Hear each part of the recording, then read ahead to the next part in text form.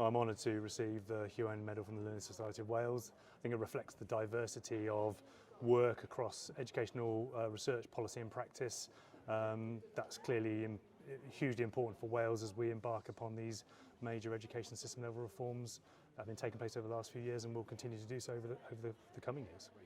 My work sits in the education, research, policy and practice interface, so substantially looking around the impact of digital skills, computer science education, STEM education. It goes all the way back to chairing the Welsh Government's review of the ICT curriculum back in 2013. But we've seen the culmination of this work through the publication and the implementation of the new curriculum for Wales from 2022 onwards. So wider kind of digital policy work, digital skills, economy and infrastructure, health and social care, but firmly grounded in thinking about what it means to be a digitally confident, data literate, computational thinking, AI savvy citizen of Wales now and in the future.